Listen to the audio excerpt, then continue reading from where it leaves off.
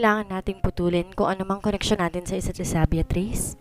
Hindi sasama sa akin ang asawa ko kapag hindi mo ibibigay sa akin ang kalayaan ko. At hindi ako babalik sa Manila. Hindi rin ako sasama sa'yo kapag di mo ako pinagbigyan sa kondisyon ko. Mahal ko ang asawa ko at hindi ko siya po pwedeng iwan dito. Hindi ko kaya yon. Habang sinasabi niya yun, ramdam na ramdam ko ang sinseridad niya sa boses. At seryoso rin siya na hindi niya kayang gawin mag-isa rito si Nermisa. Walang halong pagbibiro ang mga yon. Lance, sambit ko sa pangalan niya. Hindi niya alam. Hindi siya aware na habang sinasabi niya sa akin ng mga katagang yon, unti-unti ako nasasaktan at pakiramdam ko nga, nawawalan na naman ako ng hangin sa dibdib dahil sa pagsilip ito. Ito naman ang gusto ko ang sumama siya sa akin pabalik. Pero wala na nga siya naalala at isang bagay na lang pinangahawakan ko para di siya mawala sa akin. Gusto pa niyang putulin? Alang-alang lang sa babaeng iyon? Para lang may dahilan siyang bumalik at wala na siyang maiiwan dito. Yun lang. That's my only condition, Beatrice. Kung kaya maibigay yun sa akin, hindi na ako magdadalawang isip pa na sumama na ako sa Maynila. And of course with my wife. Dagdag pang wika niya. Hindi mo alam ang sinasabi mo, Lance. Walang emosyon na sabi ko. Hindi rin naman nagbago ang ekspresyon ng mukha niya. Sinabi mo sa akin, Lance, sabihin mo. Siya ba?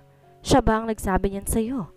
Hahayaan ka niyang bumalik pero kasama lang siya at ang kapalit naman ng pagsama niya sa'yo ay ang utusan ka rin ng tuluyang putulin na relasyon natin? Hindi mo alam ang mga sinasabi mo, Lance. Hindi mo alam na hindi lang ako maapektuhan sa pinili mong desisyon. Hindi lang ako.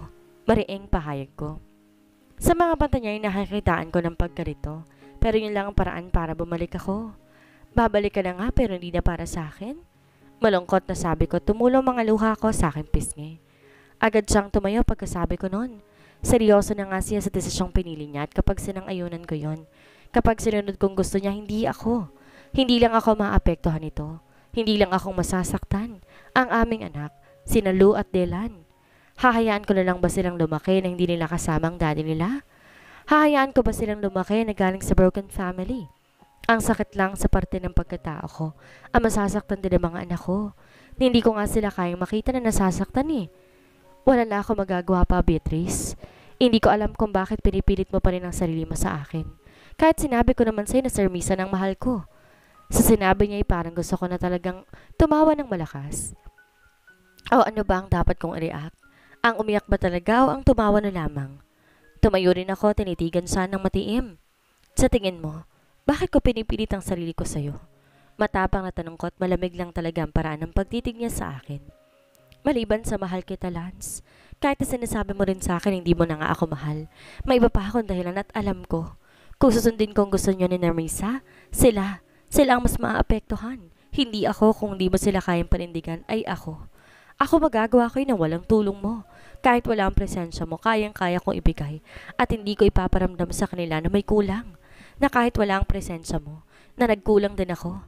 Tandaan mo to, Lance. Kung ipipilit mo pa rin ang gusto ng tinatawag ng asawa mo ngayon, may mawawala sa'yo. Hindi ang yaman o isang bagay na kaya mo pa rin bilhin at ibalik.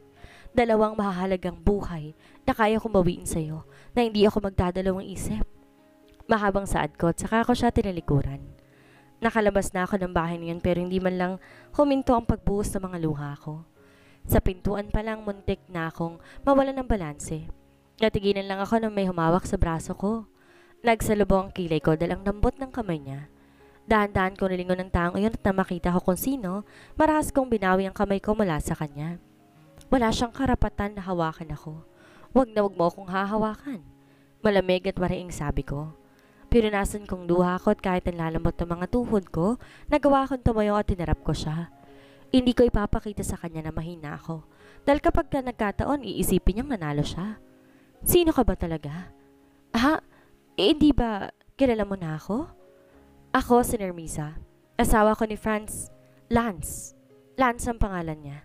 Sige, pagbibigyan kita sa ngayon. Pero asahan mong pansamantala lang ang mga ito. Kaya't lubos-lubosin mo na dahil papangako ko sa sarili kong babawiin ko mula sa iyong asawa ko. Dahil ikaw, mananatiling kabit niya lang at ako lang may karapatan sa kanya. Ang iniisip ko lang sa mga oras na yan, hindi sila pagbibigyan. Pero hindi ko inaasahan, babalik nga siya. Na kahit wala at sariling desisyon, sinama pa rin niya si Nermisa. Ayon pa rin sa gusto niya. Beatrice! Napaigdad ako sa malakas na boses ni Ate Savannah at nagmamadalitong lumapit sa akin. Bea, Wala ako sa mood na makipag-usap sa kahit na sino. Dalang puso ko'y ramdam ko ang pagkakadurog dito. Para nakakawalang ganang mabuhay pero dahil sa mga anak ko, kakayanin ko pa rin. Bakit po ate? May kailangan po ba kayo? Mahinang tanong ko. Kaya ba? Kaya ba nasabi mo sa amin noon ang mga yon? Dahil totoo nga? Dahil totoo nga may ibang asawa na si Lance. Siya ba? Siya ba ang dahilan kung bakit palagi kang ganito, Beatrice? Ipaglaban mong karapatan mo sa kapatid ko. Sigaw niya at may himig ng galit pa sa boses niya. Inawakan niyang braso ko, tinila ko patayo. Ate Savannah, hindi ako makakapain ang babaeng niya ng aagaw sa Lance natin. Hindi pwede. At ang magaling kong kapatid, nagawa pa niyang patirahin sa kondo niya? Galit na galit si dad sa kanya. Muntik na ring atakihin sa puso si mommy. Mabuti pa puntahan na natin. Suggestion ni Ate Marilyn. Umiling ako dahil ayoko makita si Nermisa na nandoon nga sa kondo ng asawa ko. Ayoko. Hindi mangyayari yon. Beatrice? Wala po. Wala po naalala si Lance ate. Wala po siyang alam na may mga anak kami. Ni hindi po niya naalala na ikinasal kami ate. Ni hindi niya naalala si Luat kapag nakita niya si Dylan. Baka ipagkaila niya rin na hindi na ito anak. Masasaktan sila ate. Masasaktan ang mga anak ko. Hindi ko po yun kaya. Dahil sa mga panahon na yon, wala siya. Sa mga panahon na yun, hinahanap pa natin siya dahil nawawala siya. Pero hindi ko siya hayaan na mawala kayo mag-iina niya. Dahil lang sa babaeng yon, na hindi naman natin kilala. Na hindi naman natin alam ko ano bang motibo niya at ginawang asawang kapatid ko. Ate, sumama ka sa amin, Beatrice. Sumama ka at palayasin mong babaeng yun sa kondo ng asawa mo. Si Ate Marilyn naman ang inilingan ko.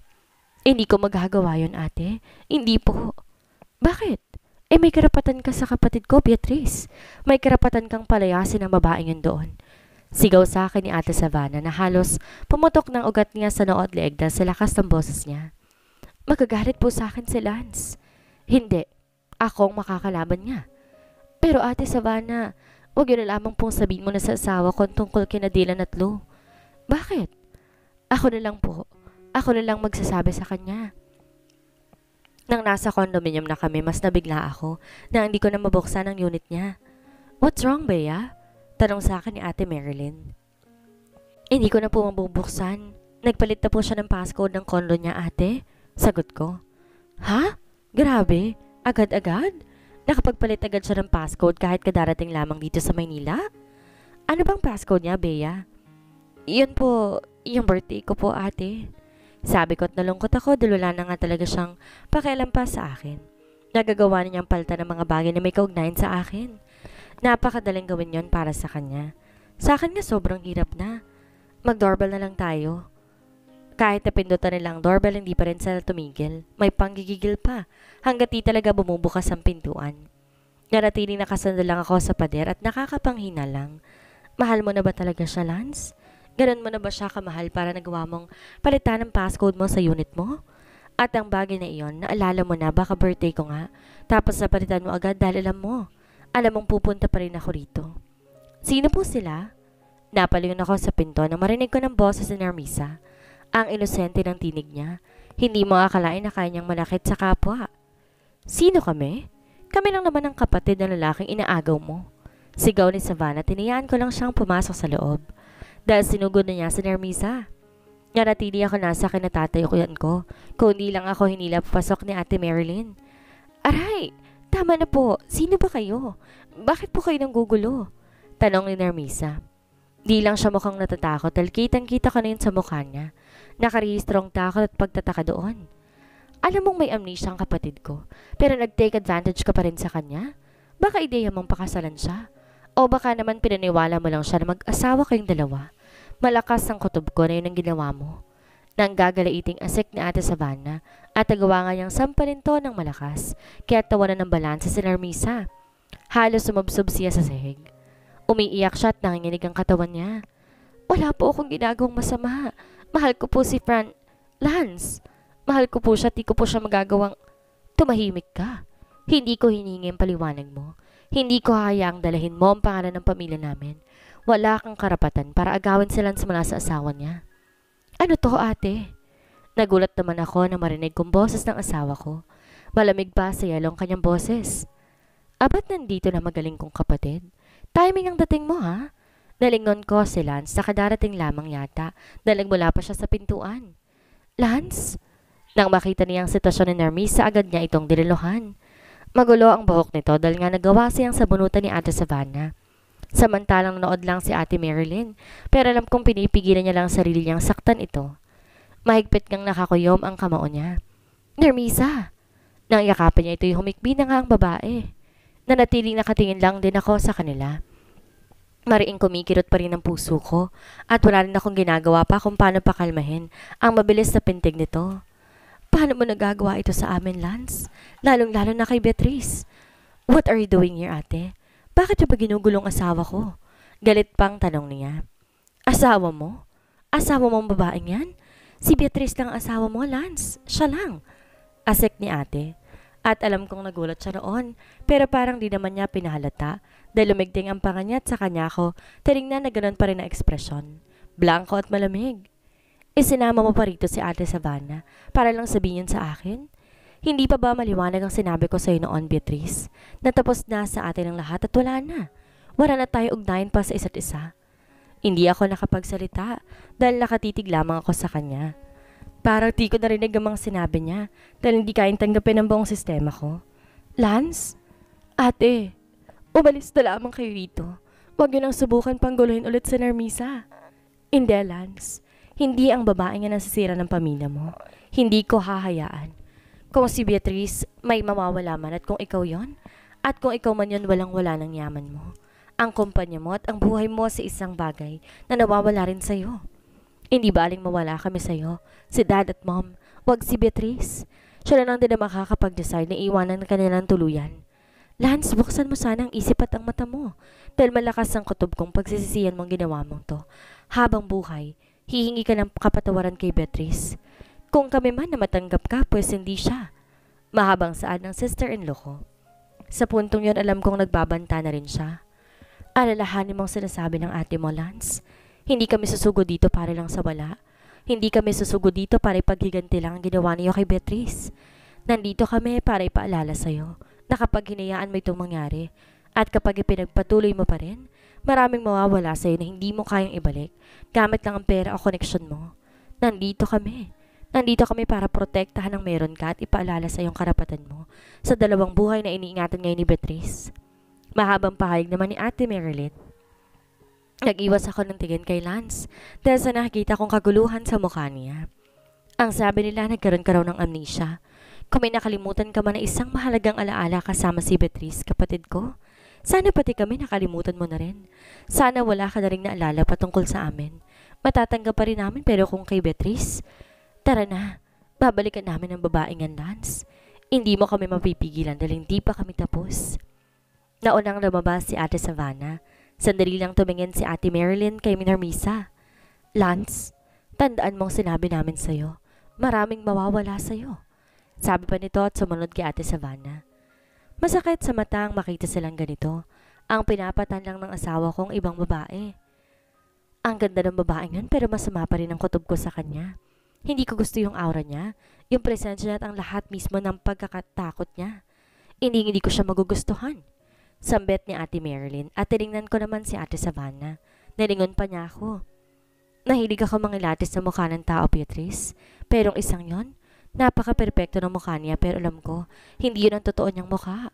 Sabi niya at naguluhan naman ako. Yun din ang mga nakikita ni Dewan, na hindi totoong mukha nito na para nagpa-plastic surgery siya. Paano hindi niya yung totoong mukha, Savannah? Interesadong tanong ni Ate Marilyn. She's just a fake. Her face, everything about her, and also her attitude. 2 beses ko lang siyang sinampal at di pa ganong kalakas ang pagkakasabunod ko sa buhok niya. Grabing reaksyon na yung ginawa niya. Kaya ang lahat ng yun alam kong acting niya lamang. Sigurado ako ron, Marilyn. Ano nga ulit ang pangalan ng impactang yon, Bea? Nermisa po, ate. Sagot ko kaagad. Nermisa? Ang pangit ng pangalan. Mukhang di pinag-isipan ng mga magulang niya. Napakasimple. Bad yan, Savannah, ha? Magdahan-dahan ka sa pananalita mong babae ka. Sita naman ni Ate Marilyn. Oh, speaking of that wicked girl, kung ginagamit sana ni Lance ang cards niya, sorry sa sasabihin ko, Beatrice, ha? Pero walang kahit ni isang bisong nabawas sa pera niya. You know that, right? I was so confused. Saan nakakuha ng malaking halagang babaeng yon para magpa-under plastic surgery? Yon ang mga katagang sinabi ni Dewan. Nasabi nga niya yon. Mahilig ako mangilatis sa mukha ng tao, Beatrice. Pero ang isang yun napaka-perpekto na mukha niya. Pero alam kong hindi rin totoo niyang mukha. Paano hindi niya yung totoong mukha, Savannah? Napahinto ako sa paglalakad. Pilit ko inalala ang mukha ni Narmisa, ang pamilyar niyang boses, ang build ng katawan niya. Ang sabi nito o base pa lamang sa mga ipinapakita nila sa akin doon sa malayong lugar. Isang mahirap na mamamayan lamang sila, na tayong mga paninim lang nila na. Pero ang lambot ng kamay ni Narmisa, parang di siya sanay gumawa ng trabaho mabibigat at hindi yun kaya ng payat niyang pangangatawan. Bumalik ako sa pag-aalala ng boses niya. Napakapamilyar nito sa akin at alam kong narinig ko na yon. Hindi ko lang talaga maalala dalang mukha niya, di naman ako pamilyar. Sigurado ako na bago pa lang sa aking paningin ang mukha niya. Malakas din ang kutob kong nagkita na kami. Ang unang pagkikita namin hindi doon ang unang beses. May problema ba, Beatrice? Nag-aalalang tanong sa akin ni Ate Savannah.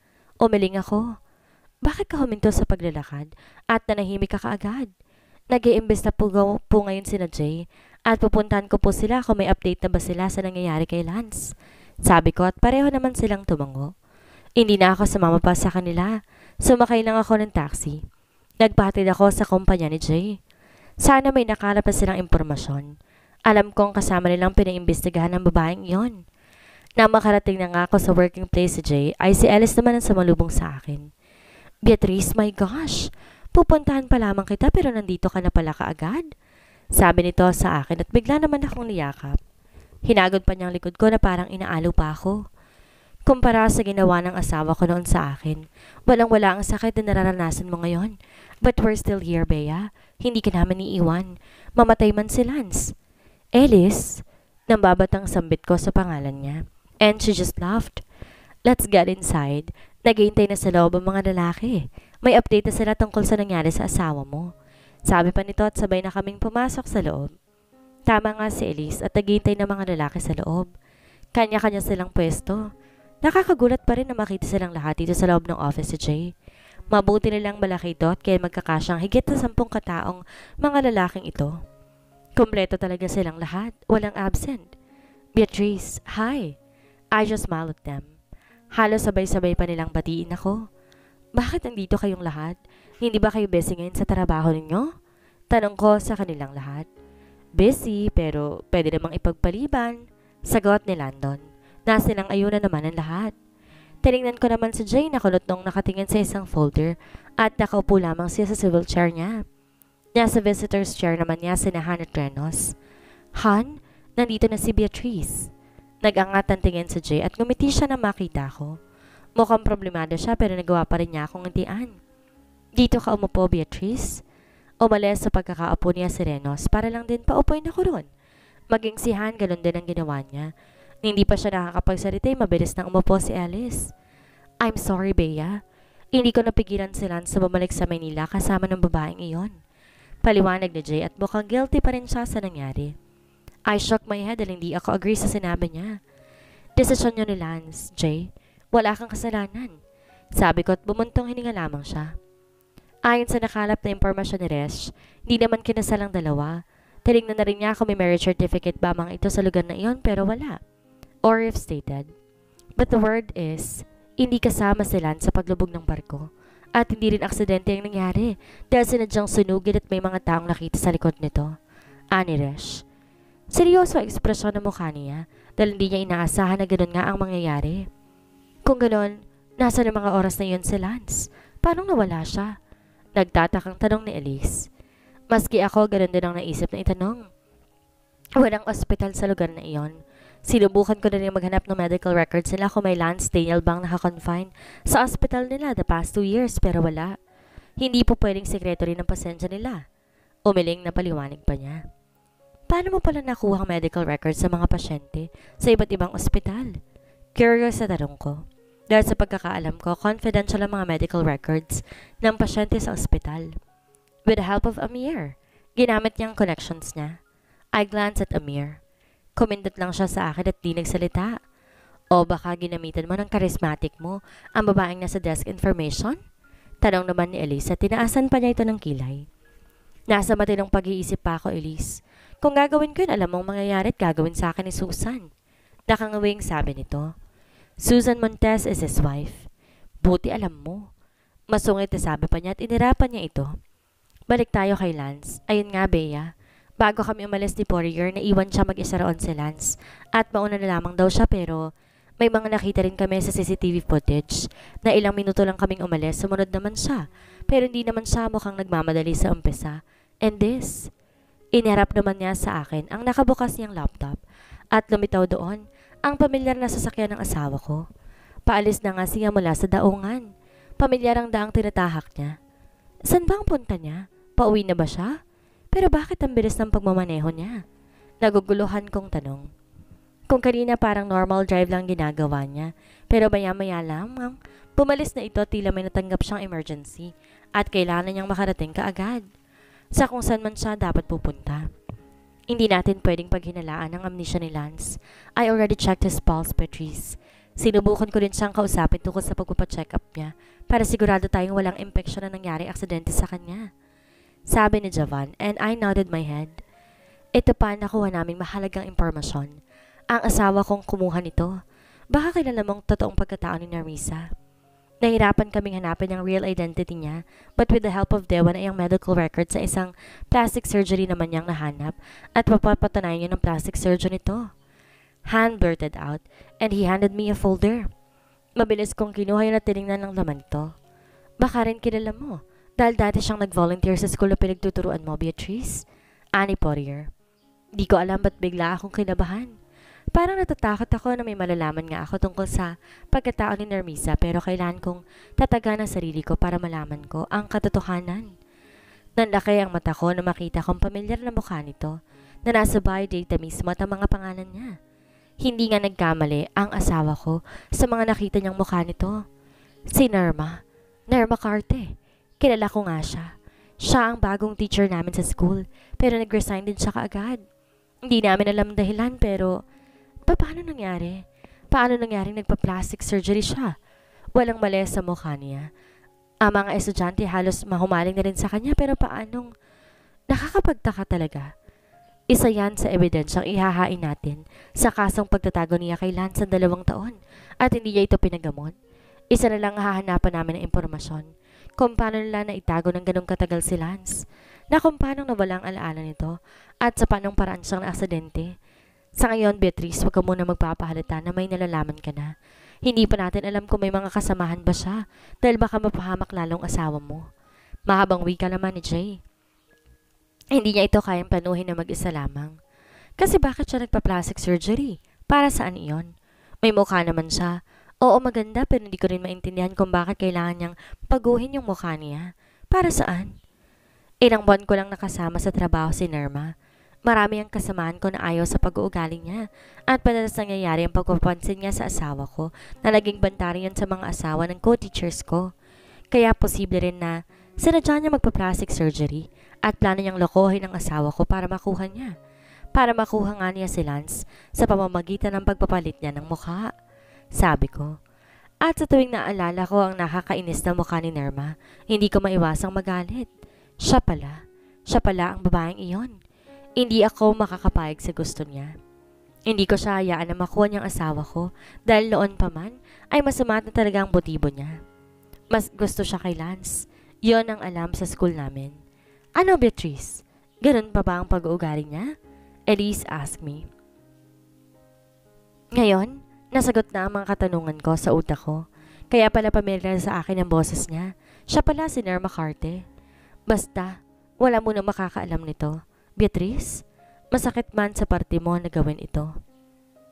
Kailangan mong malaman ang mga ginagawa ni Lance. Alam ko nakabantay ang babaeng iyon. Isa pa ito sa nakuha naming personal information niya. Dati siyang nagtuturo ng psychology. At alam natin na pinag-aralan niya iyon, kaya pa pwedeng ginagamit niyang kakayahan niya kay Lance. Kaya mahirap siyang kausapin at hindi siya naniniwala sa sinabi namin. Just what I've observed. Sa babaeng lang yun siya naniniwala. Ang brainwash nga ito. Tubang-tong saad ni Elise. Ayon naman sa mga nalaman ko, ito ni Lance, pero katulad nga na nalaman natin ngayon, hindi siya matinong kausap. Wala siyang pinaniniwalaan at baka isipin nga niya, sinisiraan niya lamang ito. At ang tungkol sa pagiging mag-asawa nila, sigurado ba kayo na hindi sila ikinasal? Tanong ko at tumango pa sila. Maaaring nag-take advantage nga siya sa amnesia ni Lance. Hindi sila ikinasal at kahit ang mga kapitbahay nila hindi sila kilala. Usal pa ni Resh. Hindi yun ang unang buhay na tinulungan nila ni Lance. Dahil bagong lipat lamang sila. Basta, Jovan, gawin mong lahat na makakaya mo. Mapilit mo lang siya na magpatingin sa doktor. Kailangan natin malaman ang kondisyon niya bago tayo gumawa ng susunod na hakbang. Seryosong saad ni Jay. Maraming salamat sa tulong ninyo. Nakangiting sabi ko. Kahit papaano naman ay nabawasan ang bigat sa dibdib ko dahil hindi naman pala sila kasal. Kaya pwede pa rin nilang naniniwala nga siya na sila sa pag-asawa sila at ang singsing na iyon ay baka rin siyang bumili noon at ginawa lamang nilang wedding ring. Wala iyon, Beatrice. Kahit nakakagalit ang ginawa ni Lance ay alam nating pareho na hindi siya ligtas sa babaeng iyon. Mag-ingat ka rin, Beatrice. Nagbabantay na lamang iba dyan. Sure, pagsangayin naman nila. Hindi ko rin alam kung paano na lamang nawala sila sa tabi ko. O hindi ko sila ipapanalo kung paano ko rin malulusutan ng ganitong klaseng problema. Ang dami na nilang ginawa para sa akin kaya hindi ko makakalimutan ang kabaitan nila. Hindi ko pa nakita mukha ng babaeng yun, Bea. Gusto kong makita. Paano kung i-visit natin siya roon? Tanong sa akin ni Elise. Kakalabas namin mula sa opisina ng asawa niya at nagpaiwan naman ng iba dahil may pag-uusapan pa yata silang lahat. Galing na kami doon kanina, Elise. Sagot ko. Yakap niya ang kaliwang braso ko habang naglalakad na kaming dalawa. Kami? Hindi ka mag-isang pumunta roon? Sinong kasama mo kung ganon, Beatrice? She asked me and she seems excited to hear my answer. Sina Ate Savannah at Ate Marilyn ang kasama ko. Galit na galit silang dalawa, especially my sister-in-law. Wala nga ako sa mood na pumunta doon na makipag-usap sa kanila pero napilit lang nila ako. Paliwanag ko. And I'm sure na hindi ako agad umalis nung hindi sinampalang babaeng iyon. Natatawang tanong niya. Kilala mo si Ate Savannah, Elise. Masyado siyang palaban kaya alam mo ang gagawin niya. Wika ko. Mas lalo siya na-excite at napalakas ang tawa niya. Sana nakita ko yun, Beatrice. Kapag pumunta kaya roon sina Ate Savannah, i-inform mo ko para makasama ko sa inyo. Aba, kung ako rin ang kapatid ni Lance, wala na akong gagawin. Kundi ang sumagod dito at balalaan siya. Sana malakas ang pagkakasampal niya, no? Para ramdam agad ang Nerma Carte na yon. Susugod talaga siya. Nagalit ang father-in-law ko at si mommy muntik nang atakin sa puso. Sa halip matawa sila dahil nakita na namin ang asawa ko at nakaligtas siya. Iba pa ang naramdaman nila. Nalungkot na saad ko. Sama ng loob. Naiintindihan ko mga in-laws mo, Bea. Surprise nga ang sumalubong sa kanila na may kasama pang sama ng loob. Ang magagawa ko lang sa ngayon, ang pilitin din na kausapin si Lance. Ani ko. Hindi ko akalain darating pala ang panahon na matatawag ko ang sarili kong isang martir o isa ring tangang babae. Dahil kahit naramdaman kong ayaw na talaga sa akin ng asawa ko, pinipilit ko pa rin ang sarili ko sa kanya. Pinipilit ko pa rin bumalik siya sa akin kahit hindi na pwede. Kahit siya na mismo nagsasabi na hindi na nga talaga pwede. Ganoon naman tayong lahat na nagmamahal sa lalaking mahal natin at hindi natin sila isusuko. Lalo na ako nangako kayo na hindi kayo bibitawan ng isa't isa. At kung ano man ang mangyari kayo pa rin hanggang sa huli. Ipaglalaban ninyong pag-iibigan ninyo. Sa kaso namin ni Lance, mukhang imposible na ang bagay na yon. Wala ka bang gagawin, anak? Tanong sa akin ng mother-in-law ko. Binisita ko lang siya rito para malaman kong kalagayan niya. Masama kasi ang loob niya sa anak niya at sino naman ang di sasama ang loob? Yung malalaman mo na buhay siya at nakaligtas sa panganib, pero magbabalik lang siya na may bago ng pamilya, na may ibang asawang ipapakilala sa iyo at ang masama pa, hindi mo pa kilala. Hindi mo kilala kung sino ito at kung saan nagmula ang babae. Hindi ko naman masabi kay mommy ang mga nalalaman ko dahil confidential pa rin yon. Po? Bea, hahayaan mo na lang bang asawa mo na makulang ng ibang babae? Na babaeng yon? Umiling ako dahil hindi ko naman yan gusto. Hindi ko gustong mawala sa akin ang asawa ko pero ano pa bang magagawa ko? Kung siya na rin mismo ang umaayaw sa relasyon namin na ako lang ang tayong nagpapahalaga nito. Na ako lamang nag-iingat nito. Mom, ilang beses ko nang sinubukan kausapin si Lance tungkol sa relasyon namin pero wala pa rin po. Wala pa rin pong nangyayari. Malungkot na sabi ko. Bea, kung saan po masaya si Lance, wag na lang po nating hadlangan ang gusto niya. Mahinang usal ko. Kitang-kita ko ang pagtulo ng mga luha niya. Alam ko nasasaktan siya para sa amin ng mga apo niya. Beatrice, ang inaalala ko lang ay ang mga anak ninyo. Sa Dylan, wala pa siyang kamuwang-muwang tungkol sa daddy niya, kaya hindi siya magiging problema natin. Pero si Lou, kilala niya ang kanyang ama, at alam natin pa rin matagal niya na itong hinahanap at hinihintay. Hanggang ngayon, wala pa rin siyang ibang bukang bibig kundi ang daddy niya lamang. Sabi pa niya, yun ang isa sa kinatatakutan ko. Pero katulad ng sinabi niya, wala na ako magagawa pa, kundi ang hayaan na lamang si Lance. Pero, I'll still try my luck, Mom. Don't worry po, hindi ko po siya agad susukuan. Kung yun po ang gusto ninyo, para na rin po sa mga apo ninyo. Sabi ko na kinangiti niya. Mabilis lumipas ang ilang araw. At bumalik na sa trabaho niya si Lance. Si Narmisa, or rather, Nerma, nandun pa rin siya sa kondo ng asawa ko, nananatili. Minsan gusto ko na lamang puntahan siya at sagurin, pero niisip ko naman ang mangyayari kay Lance dahil ang lahat na nangyari sa kanya ay planado at wala pa rin nakukuhang lead si Jay kung ano naging sentro ng gulong ito. Na pinangunahan ni Nerma na kung tutuusin ay alam na namin kung ano. Gusto ni Nerma na makuha ang asawa ko. Ayun lang naman. Bumalik na rin ako sa trabaho pero mas marami pa yata akong oras para puntahan si Lance.